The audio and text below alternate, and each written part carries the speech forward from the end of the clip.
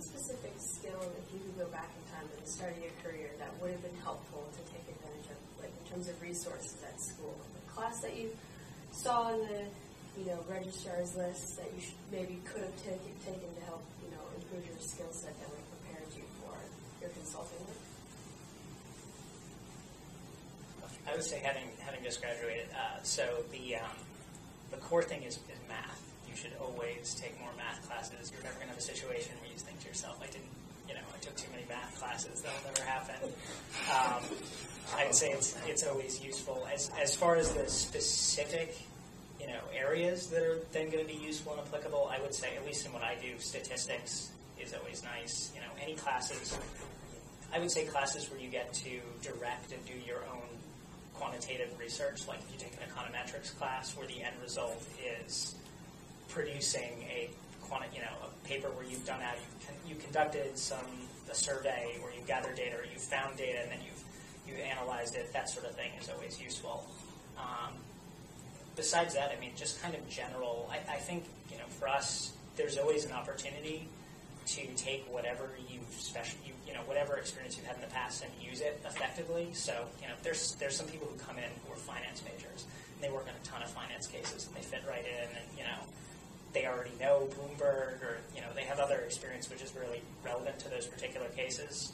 I know one thing that's been really useful for me is I've sort of always been a tech and electronics enthusiast, so my background, knowledge of several companies in the industry, and product cycles and things like that have made it easier for me to. One example is because of quality control internally. Before anything gets sent out, before anything is finalized, another team of people within the office will kind of audit everything and make sure there are no basic errors, but also make sure there are no methodological or analytical errors, just things that are outright wrong or don't fit, or bad assumptions in some way. So having a lot of miscellaneous tech knowledge meant I performed this role in a big case involving semiconductors. I performed this role in a big case involving GPUs, graphics processing units, and computers. And so I think there's always going to be opportunities to leverage little things. But aside from that, lots of math, and also in general writing skills. If you want to do more qualitative things, if you want to be assisting in the drafting of reports and things, definitely having good writing skills is useful. So I came at it from a different approach, because when I went to Bentley, I absolutely hated math, which is kind of funny because it's known as an accounting school. So I basically looked at management and marketing, and I chose management because it was the furthest thing from math, and essentially dealt with papers instead of tests. But certainly in retrospect, to Ben's point, certainly the background that even primary basic math classes can give you is pretty invaluable. But I'd say today, things like investment classes and finance definitely helpful. Maybe not as much as it relates specifically to your job, but as you begin to make more money, finding ways to make your money work for you, right? So the money that you're saving in your savings account, and especially now in this economy, making no interest on it, finding ways to invest money and things like that. While it may not seem important now, certainly, if you want to retire nicely, then it's definitely things that you want to think about up front, right? Your first job out of college, everyone tells you start that 401k right away, because it'll just it compounds interest over time. And so really, attending those HR seminars at your first organization, is huge. So, and that's what sort of developed my interest in investments and finding ways to, just sort of diversify your portfolio of money as you begin to earn it. The only thing I would add, I agree with the math classes. You can never have enough math. Maybe I'm biased, I don't know. But even our communications consultants, they do a lot of employee survey work where they need to review survey results, and that's very statistically based. So I do agree with the math comment. But for me personally, I wish I had taken some more just general business courses. Just how are organizations structured? How do they manage their financial statements, and what's that all about? And the reason I say that is because I consult in healthcare and employee benefits, but generally I'm consulting in that, or someone hires us because they're trying to solve a broader business problem. And in order for me to come up with the best solutions for my clients, I need to understand what that business problem is and how that fits into their overall financial picture. So I wish I had had that as a stronger foundation. I think you learn that through time if you don't have it. So I wouldn't worry about it too much, but and you can, if you've got an MBA, you would certainly get that as well. But it's definitely something I wish I had a little bit more of.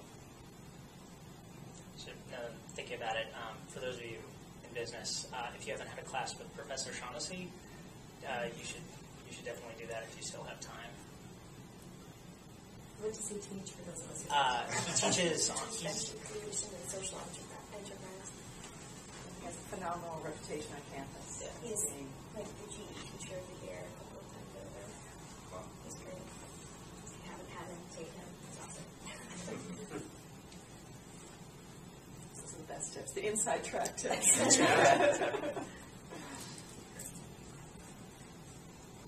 I know like early on in our career we won't be able to pick our clients, but we'll probably have some input in terms of what projects we'll be on. Do you guys have any advice or things we should keep in mind when we're kind of giving input to our HR people on what kind of projects or clients we want? Well, I would say, just given the volume of projects that I end up working on, at first I didn't have this opportunity, but, kind of as time goes on and you build a little reputation and you've got opportunities to be a little bit choosier, it's definitely good to look at areas you're interested in. So if there's a specific topic at the center of a given project, which is something you've been meaning to learn more about or strikes you as something that would be very interesting, that could be a good motivation.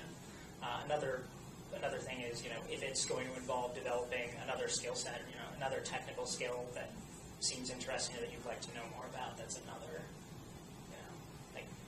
so for example, I don't particularly enjoy working on some of kind of the healthcare, the smaller healthcare cases, but I still do them because it gives me an opportunity to develop like VBA skills and Excel modeling skills.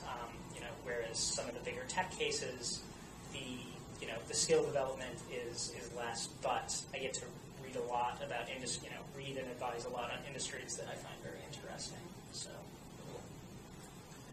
You're probably not going to have too much opportunity to direct your work at first. But I would say it's just an openness and willingness to pretty much do anything and everything that they're going to throw at you. And from there, you're going to learn what you like, and you're going to build credibility with the more senior consultants you may be working with.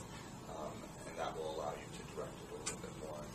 As you figure that out, you're going to be able to shape your own direction, in particular, certainly at PwC. I agree with Craig as well that you never really want to say no to an opportunity. Let your manager, obviously if you get to a point where you have a lot of projects, a lot of clients, you'll have the discussions, you can have discussions with your manager about your workload. But certainly depending on how new projects come up, I've had new projects that come up and actually just in the process of making a lateral move to go back to work for not my current manager, but my previous manager who's now a director. So it's one of those situations where she came to me with basically the opportunity for this new position. In a lot of ways, I really couldn't say no, but I think it's going to be a good thing. So, I find a lot of people in my organization that say no to opportunities and say no, I've got too much work going on. Those are the folks that sort of pigeonhole themselves, and those directors, those managers won't come back to you for the promotions, for the new opportunities. So. I think you're better off, especially if you begin a new career, just really saying yes to everything. And then, obviously, if you're getting to a workload where it's, 50, 60 hours a week, then obviously you need to have an open discussion with HR, with your current manager about that. But, I always say yes to opportunities just because you don't know what will happen if you don't. So, always be more. But definitely be careful of the burnout factor. Right. Because they will give you everything and anything. If you say yes, it's going to come with your plate. That having been said, though, like at least my experience has been consulting is not like a 40-hour week, 9-to-5 job at all. Particularly if you want interesting, things added on. Yeah. And hopefully, if you like your job, if you like what you're doing, working a 50-hour, sometimes a 60-hour work week isn't necessarily a bad thing. Yeah. I think the lowest amount of hours I've had for co-op is like 55. Wow. Yeah, so kind of challenging. All right. Yeah, That's good.